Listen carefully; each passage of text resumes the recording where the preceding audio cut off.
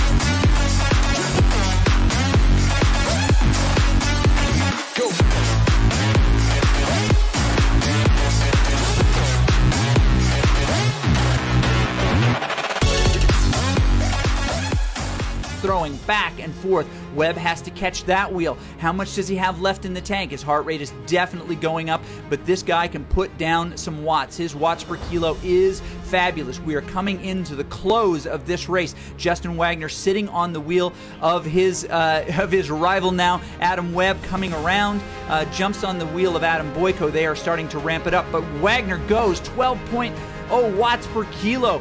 Webb jumps on his tail here. We are seeing exciting stuff happening here as they come to the end here. Big finishes as they lock in here. We see this amazing view. Webb trying to catch on. He is closing the gap on Wagner. Wagner all out. Can he do it? Can he come up to this line? Webb on the tail. He's coming up. Wagner, it looks like he made, yes, and he passes him. Webb takes it from him at the end. Unreal. What an amazing finish. The king dethroned.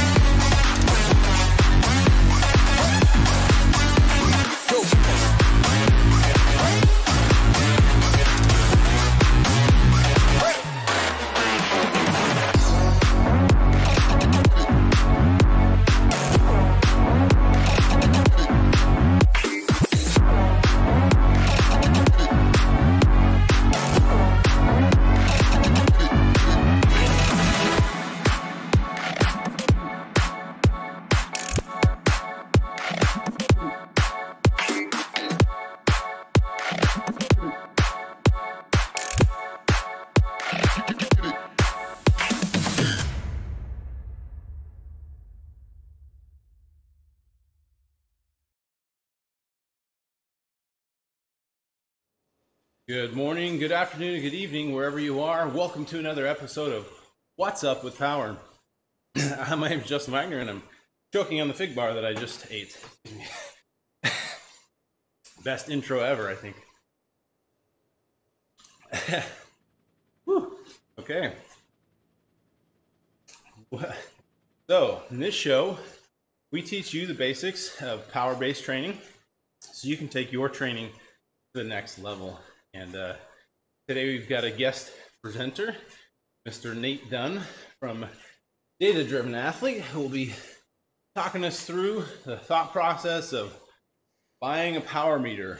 Huge market, so many things to consider, and there's not a one-size-fits-all answer. So it's a perfect discussion topic. Got questions as we go along, let them fly in the comments, either on Discord or on Facebook. I'll be able to see them and follow up. We're also live on YouTube, Twitch, Mixer, also on ZwiftInsider.com. So check it out, and we'll have the group ride starting here in Zwift in 2 minutes. If you just, excuse me, I'm going to send some messages to the group as we get ready, get everyone queued up for this.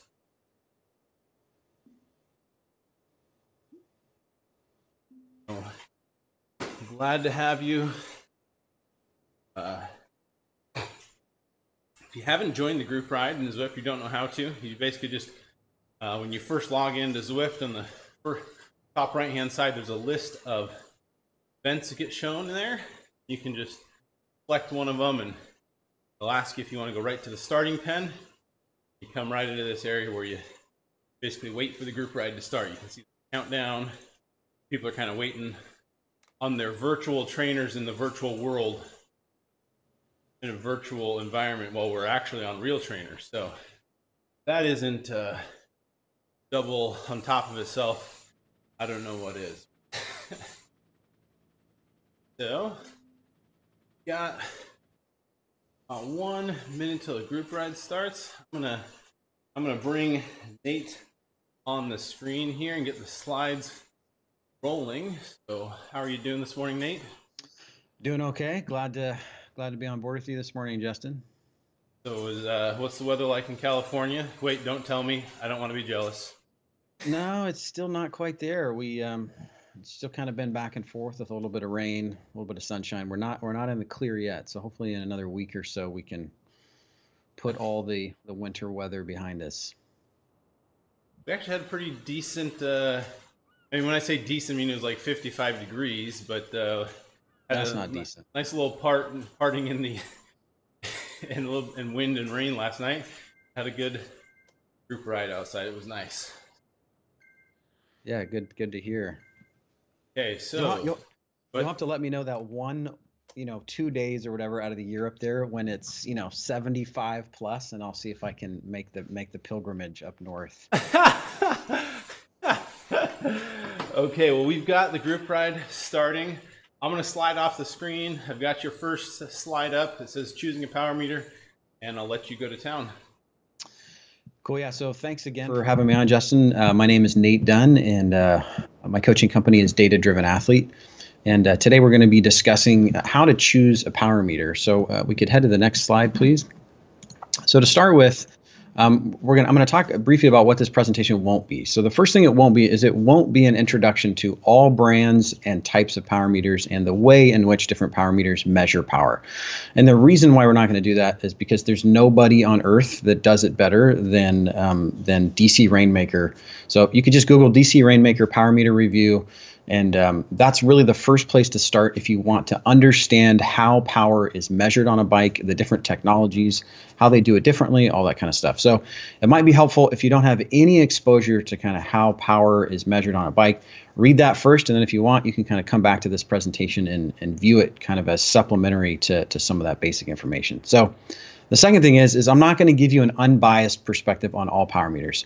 I'm a coach and I'm a cyclist who I have opinions on which power meters I think are better than others. And I think that, different power meters are better than others for me personally. So we're going to get into just kind of a simple process for how you can determine which power meter might be the best for you. And then of course, if you have any questions, throughout the show, just let me know. So next slide, please. So first up, how do you choose a power meter? So really, really simple process. First, what do you want? And I'm going to kind of go through a list of the things that I want personally in a power meter. But you want to list kind of what it is that you want out of a power meter, and then prioritize those wants. And then the third one really is just choose and then just enjoy your bike. There's a tendency in this space to pour over details and to, and I understand that. I understand the fun of researching something and looking at all the reviews and reading all the feedback. But ultimately, we want to make sure that you're looking at a power meter as just a tool, and it's going to help you get better on the bike. And then you do the work of getting better on the bike. So don't get lost in all those details. Make a decision, buy it, put it on your bike, enjoy it. All right, next slide, please. So some of my biases. So I've been training with power for about 10 years now. That's the first one. So I have my own personal biases that I bring as a cyclist who uses a power meter. The second one is that I look at a lot of different power meters from a lot of different power meters. So a lot of different power files from different power meters. So, SRM, Cork, Power2Max, all these different ones. I have personal experience with in terms of athletes who have used that data, looking over a lot of the data, looking at where, there might be some problems with that data. So those are the biases that I bring to kind of to my recommendations, to my opinions. And this kind of goes without saying, these are just my opinions. So if you listen to this and you're like, he doesn't know what he's talking about, his perspective isn't the one that, is like my perspective, then don't listen to anything I'm saying, and that's fine. You won't offend me. It's just my opinion and kind of my history of using power meters that have kind of formed my opinion on what the best ones are. So next slide, please. So this is kind of what I want out of a power meter. So when I make a list, this is what I want through experience personally. So number one is data integrity. So, and we're going to talk a little bit about what that means. But the first thing is I want to make sure the data from my power meter is the best and the most accurate, kind of the standard that's accepted in the market. That's number one for me. Number two, durability. So I'm going to be riding my power meter when the weather's bad occasionally.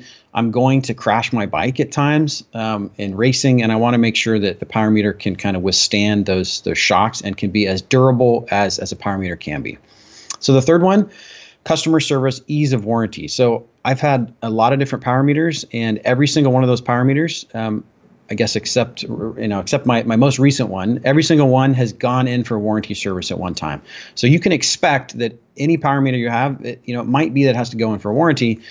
And if you really love training with power, you don't want to be without your power meter for very long. And for that reason, I want to make sure that the warranty service, the history of how that power meter is serviced is really quick. You send it into the company, come back and fast. Swapability between bikes, not that big of a priority for me, but I want it to be relatively simple. I only have really one primary bike, so that's not really much of a concern for me. The last one is cost. I would much rather pay a lot of money for a really, really accurate power meter than not pay very much for an inaccurate power meter. So that's just me.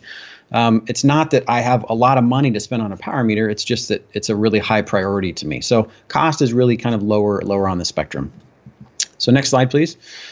So this might be what, your priorities might be quite a bit different. So it might be that cost is really the primary driver for you, and maybe data integrity, maybe you're getting into Zwift and you're, just kind of enjoying using that tool to help you participate in the game.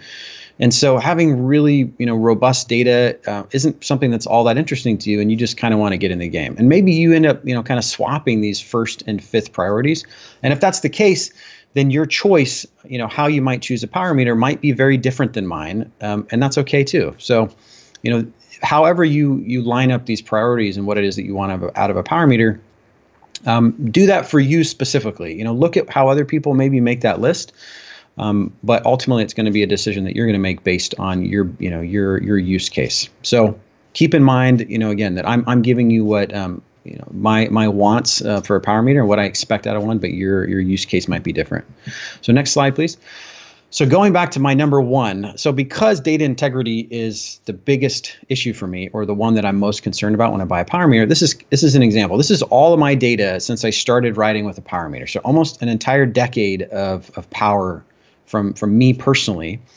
And what I want to make sure is I want to be able to go back to early 2009, and I want to be able to trust that the power data that I'm looking at historically, this is kind of just more for fun for me personally, but I want to make sure that I'm able to make comparisons between what I was doing at that time when I was training and the gains that I might be making now, really because that's interesting and fun to me personally. So if you have a power meter that really doesn't produce very robust data, your ability to make those types of comparisons in the future, when you end up having a different power meter or whatever, is going to be really challenged. And I've had this experience with athletes where we kind of we might spend a couple hours scrubbing their data of just the last year, And then when we look at their previous data, we pretty much have to just ignore that because we recognize that they were using a power meter that just simply wasn't accurate. So we can't make comparisons. We can't make historical comparisons to go back and say, hey, was this really a peak 20-minute power for you?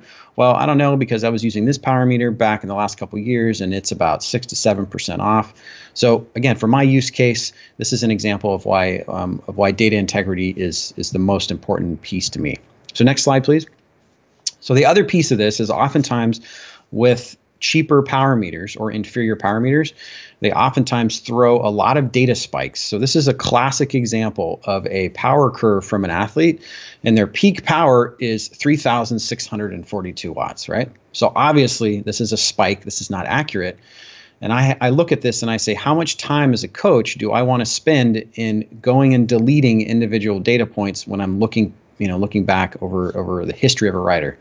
So for some riders, I'll do this. I'll go back over all their data and grab all these data spikes because I want to make sure their data is accurate. But for the most part, I don't want to spend the time doing this. And for this reason, another reason why data integrity is important. It saves time. In terms of trying to filter through all this past data and deleting out bad data, or trying to make a decision and say, was this really your peak sprint, or was this just a spike, and kind of going back and forth with that. So just really briefly, why data integrity is kind of my number one objective in purchasing a power meter, and hopefully you have a little bit of perspective on that. So next slide, please.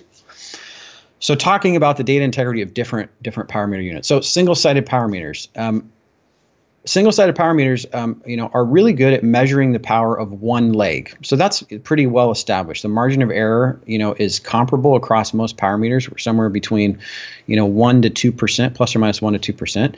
So single-sided power meters do that really well for a single leg, but they're frequently bad at estimating the power of two legs, right? So the reason for this is if you take a power split of a rider, let's say it's 47-53. So that's, their left-right pedal balance. Well, if you're multiplying the left side of that power meter, like with the Stages power meter, by 2, you can see that we get 94% of total power, which would be 6% under our total power. Or if you're looking at another power meter, like let's say maybe a Pioneer, where you're only using the right side or the drive side, you would have that same problem in the opposite end, right? So if you're taking just one side 53% of that pedal balance, you're getting 6% over. So this is an error estimate that's in addition to the the plus or minus 2% of that power meter. So for some people, this might not really, you might be looking at these numbers and you say 6% is not a big deal to me. I'm just interested in getting better and kind of having a reference point for myself, and that's okay. But again, in my use case, 6%, you might have an athlete that works an entire season to add 6%, to, let's say, maybe their FTP, and that 6% is a very meaningful measurement. So in addition to that, you can have a direction of the course or explosive efforts that often are missed entirely with a single-sided power meter, right? So if you have a course that is where you're repeatedly jumping off your right foot to accelerate out of a difficult corner, that's going to be missed on a single-sided power meter. So a little bit about how single-sided power meters are limited in that data integrity department. So next slide, please. So pedal-based power meters. Earlier Vector and P1's consistent problems with data integrity, and some of this has been improved in the most recent versions, like the Vector 3, where for the earlier Vectors, they kind of had a complicated installation where the torque on the nut up against the pedal had to be just right. So Vector 3s have just been out on the market. I've had one athlete that's been using a Vector 3, and it seems promising, but I haven't used one personally. So that technology certainly seems to be getting better in the data integrity part, but still kind of, I'd say, a longer history of maybe some inconsistency in data than they do have a recent history of really good data. So my opinion on the pedal-based. So next slide, please. Hub-based, top-tier reliability. My original power meter that I started riding with in 2009, I still have that, and it still produces great data. Crank-based, top-tier reliability, right? So it doesn't mean that you might have problems with these units from time to time, but in terms of ranking kind of how reliable that data is, it's been the best. And not surprisingly, That's the technology that's been around the longest in the power meter space. So if you're unfamiliar with kind of the history of power meters, power meters invented by SRM in that crank-based design, and then PowerTap comes along later in the game and kind of introduces a product that is much more affordable, and their technology is housed in the hub. And those really are the two oldest ways of measuring power. And again, so far to date, they've been the best, and they've been the most reliable and the most trouble-free. So next slide, please. So how about durability? So single-sided seem to be pretty durable. Those of you that have have maybe the earlier iterations of the stages, and I've had multiple athletes that constant problems with their caps, right? So the battery caps coming on and off. So this is something that you might want to look into if you're looking for a power meter. Look on forums and see what people have said about the durability. It could be that new designs have come out that have kind of addressed old durability concerns, and maybe that's no longer a problem, but something to think about.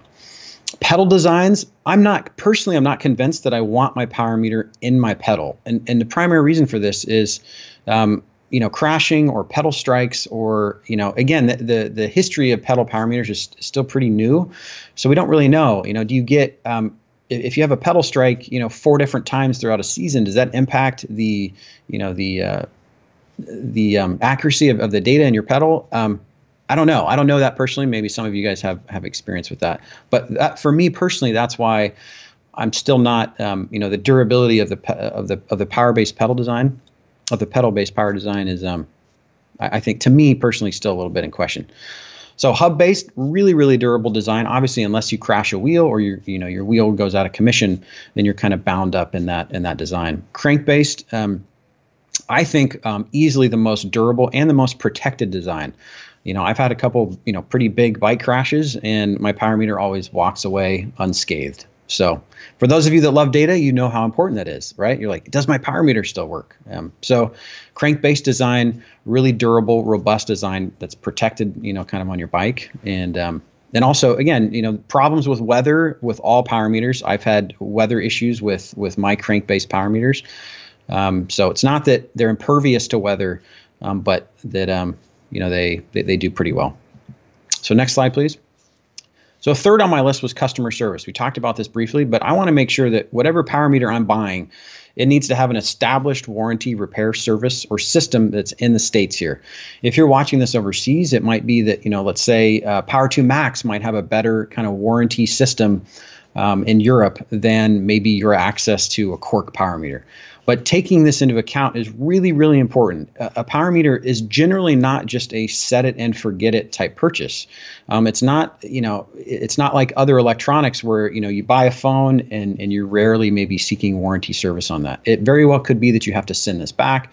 And again, you want a system and you want to do research to make sure that there's a track record on that company where they quickly take your power meter back, they fix it, and then they get it back to you, ideally within a week, right?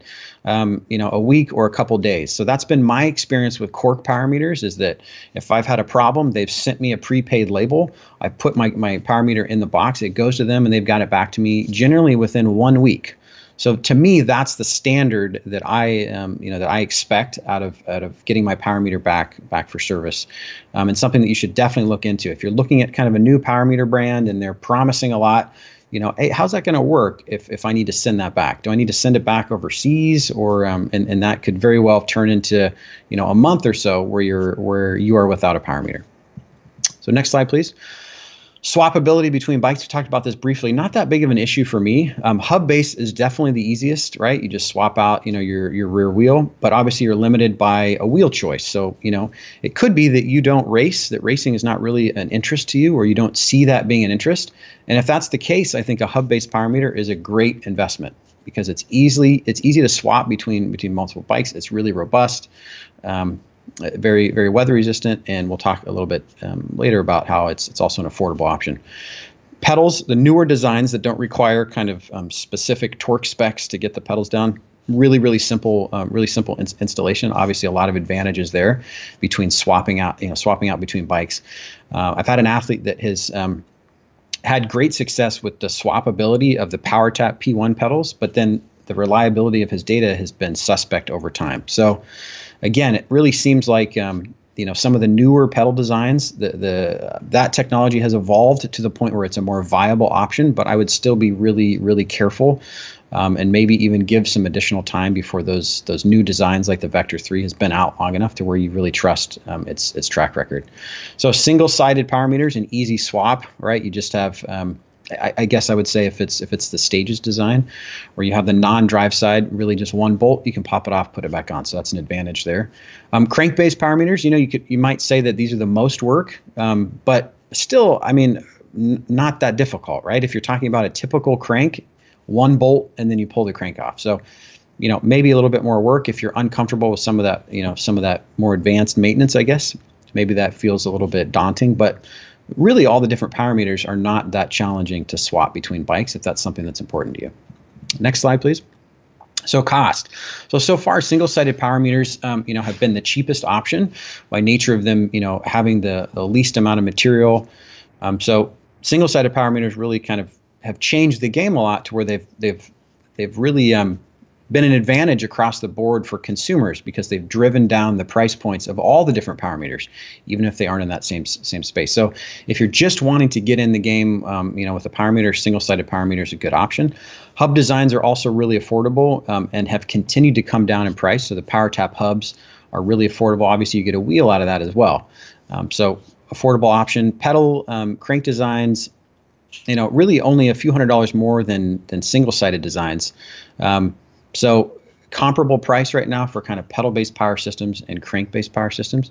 In reality, at this point, there's really only a couple $100s that's separating the primary, power meter technologies. So it used to be that there was really a big difference when single-sided power meters came in. There's a really, really big difference between where they were at and where crank-based designs are at. And now it's really only a couple $100s. So it's important, again, to look at that list, again, of what your priorities are and to say, okay, is better data or more reliable data worth $200 or $300? That's really what it comes down to for a lot of people. And for you, you might say it's really not. A couple $100. I don't need the best data out there. Or if it is, there's not that big of a difference, I think, between the best power meters and the cheaper ones. Next slide, please. So I had to kind of stick this in because there's been so many new power meters that have come into the market. This is my personal rule for new power meter options that are out there, is that it needs to be, at a mass market level. In other words, it needs to be on a lot of different bikes, hitting, being washed, being, going out in sleet and rain for at least a year before I would ever spend money on it. So an example of this is, the new Shimano power meter has come out. Everyone knows that Shimano makes incredible stuff, great quality. And immediately off the, out of the gate, they've had some problems with, maybe some inconsistency in how different riders record data on that unit. Same with, the P1 pedals, the power tap pedals. Huge, long history of really, really good hub-based power meters. They come out with the pedals pretty good, but I have a couple athletes that use those pedals that would not buy them again because they just haven't figured it out yet in terms of data transmission and dropouts. Same with Stages. Stages come out, a lot of promise and then a lot of problems just with, durability of the units with their battery caps. And the point is that nobody gets it right the first time. It really, the power meters that are the most robust, it's not even necessarily that they're better. It's just that those companies have been at it for much longer and they've had a longer lifespan of that product to identify and resolve problems. So if you're looking at a power meter and you see a new power meter come out, that's not, I would advise to not even pay attention to that. Let it sit, buy a used power meter maybe and get used to that and let that technology sit out there for a year to where there's lots, thousands of different comments online, talking about what those problems might be. And then decide whether or not that's something that's worth spending your money on. Because when most people come out with a brand new power meter, they just simply don't get it right the first time. That's been my experience over the last decade. Nobody has gotten it right for the first time. And you don't want to be the one that's basically or maybe you do. But for me personally, I don't want to be the one that's testing out those bugs, with a sizable investment. So next slide, please. So kind of shaking down all these different details here on the list. For me, my opinion is single-sided power meters, they don't deliver consistent high-quality data. Not that I would expect. So for me, that's just my opinion and kind of my list of items that are important to me. That's the first one. The second one, pedal designs definitely seem to be getting better, but I personally don't think they have a long enough track record to trust. And maybe that's just in the next 6 months. I guess the Vector 3s will have been out for maybe somewhere around a year.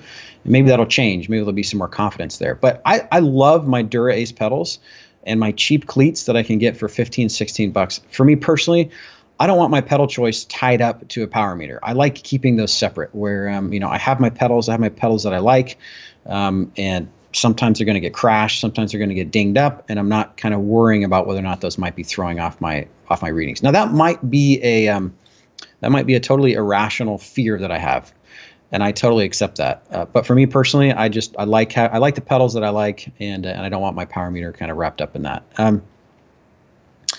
I have a hub-based power meter. Like I said, that was the first one that I bought. I think it's a great option for me. I love having it as a backup, but I don't want it as my primary one because I want to have different wheel choices. That's kind of the prime. I think that's really the only limitation of the hub-based design. Other than that, I think hub-based power meters, the power tap ones, are fantastic. Great data. I mean, pretty much always reliable. Yeah, a great option. Just the limitation of having one wheel set. For me, crank-based designs are still the best option. They don't yet have any of the fancy left-right stuff. We didn't really talk about left-right power. That's not really a concern for me now. I think that Shimano and the new specialized power meter, those show a lot of promise of having kind of a more robust design. And for me, I want to see those for a year, maybe 2 years before I would look at that direction. So for me, we go to the next slide, please. For me, kind of how all those things shake down, I really like Cork power meters. They kind of check all the boxes for me, where the data is reliable. They've been mostly durable in bad weather. I've had problems with my Cork power meters that have had to go back. So we mentioned that here in this next point here. Their service center is in South Dakota, so it's always been a quick fix to send back. Easy to swap out if a bike that I has the same bottom bracket, and it's been a pretty affordable option. So that for me personally, those have been a great option for me that have kind of checked off all my boxes, and that crank-based design is still the one that I feel is most trustworthy. But the space is always evolving, and as people, as new technology and ways are brought in, I think as long as you kind of follow that rule of making sure that it's been out there for a while to assess how effective it is, I think you'll end up with a good choice. So that's it for me. If you have any questions or if you want to disagree vehemently with my opinion and get really angry, like internet rage, or that's okay too. We can do that here at the end. Well, I don't know if I'm going to disagree with you. I don't know what the adjective you used there. What it was a pretty good one. I'm not going to repeat it, but adamantly, maybe that was the word. I do have a question though. I think a lot of people ask. So you mentioned and you skimmed over used power meters, right?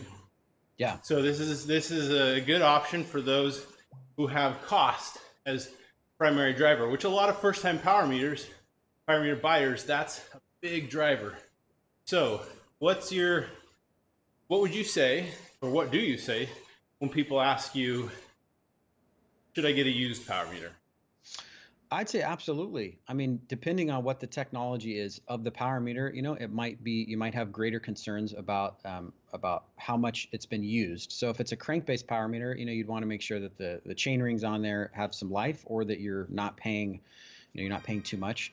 But used power meters are an excellent option. In fact, I would advise getting a used power meter that's of the more robust designs that I've talked about, like maybe a crank-based design or a hub-based design.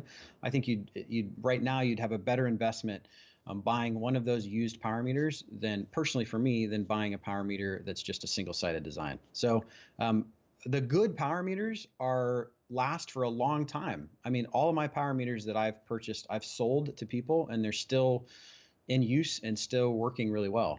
So used is a great option, and the advantage is that there's a ton of used power meter options out there because there's so much stuff coming out. And so people are like, hey, I want this. I want a new power meter. And there's been some recent additions to the space like Bluetooth and greater connectivity that have meant that there's a lot of older units out there that still work perfectly fine and still will meet all your needs, that you can get at a much more affordable price.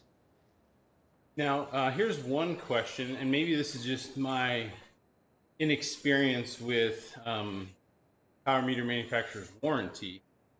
So, you said warranty and turnaround time is a big thing. So, do most power meter manufacturers give you warranty even if you're not first-time purchaser?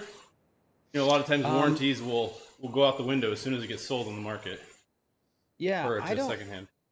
Yeah, that's a good question. I know, my personal experience has been with PowerTap and with Cork. So with Cork, 2 years, and that's a good question. I don't know if the Cork power meters have a 2-year warranty. I don't know if that warranty extends when somebody, but I do know that they've been really, really good about, even if I've had multiple clients who, even if the power meter, they weren't purchased by it, if it's close to that warranty period, and there's something that's obviously wrong in the design. So anybody that's been riding, again, any power meter, they know that it's got some limitations or maybe some specific areas where water comes in. My experience has been that they've been really good at acknowledging that, hey, this is not about use of the power meter. It's just because our design is flawed in some sense. So even if they're not willing to maybe do it for free, at least with Cork, and I'm assuming this much with other brands too, they're willing to offer a really reasonable price to fix it, or a pretty reasonable price to upgrade to a newer technology. So that's certainly, kind of a risk that you take. Sure. I think but I don't think that risk outweighs the benefit of having a more affordable option that allows you maybe a better unit than maybe you would have been able to afford if you're buying something new. Yeah, so maybe just go in with your eyes open, research how old the power meter is and what the warranty lifetime is on it. And if warranty is a big deal for you, you have to decide, hey, how much am I saving on this used option? And am I giving up the warranty?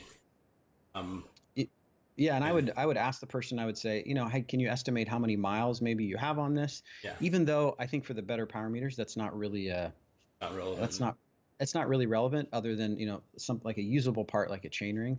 But you could get a great PowerTap power meter that is just going to keep trucking forever, and your only use might be on the brake track of the rim of that rear wheel. That can be that you could get for a couple $100 that would do everything you need to do really reliably, and still have resale value, or still be a great backup option for you in the event that you got something else in the future. Now, something else we kind of touched on quickly, or maybe inferred to. One time back, you talked about athletes having difficulties with connectivity, power relay to the head unit, and later on we talked about how, with dual-sided power meters, you need to have twice the amount of sensing hardware actually, to get that true left-right data. And that kind of leads to when your comments on reliability, transmitting information that's sensed in 2 separate physical locations to a single source is more complicated than transmitting it from one. So sure. If you've got a crankbase or a left-sided power meter or hub, it's sensing it in one place, it's sending it to your head unit. When you have 2, as far as I understand it to date, one always has to transmit the data to the other pedal or the other whatever it is, and then it goes to the head unit. And so that just creates an extra layer of complexity that can lead to, less reliable data. Because, oh, well, I had half the data because my battery died in the one side and not the other, or whatever it may be.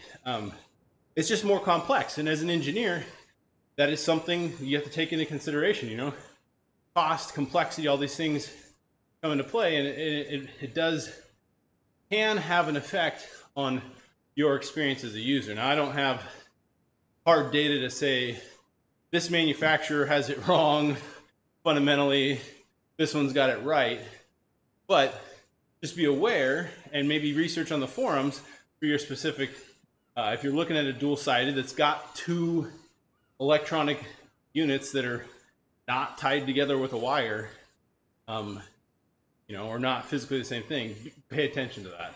I think that's a good thing to look at. Yeah, and I agree with you. And ultimately, the whole right left balance type thing. You know, my personal opinion is that there's not enough there to outweigh either the cost or the kind of I'd say the early entry into that space. So maybe when it's been out for a while and people have figured it out from a, you know, robust data robustness perspective and all that kind of stuff. But right now, not that that's not a good option, or it might not potentially be a great option, but I think people are still figuring it out, and I don't need that extra complexity, you know, and on my bike personally. Sure.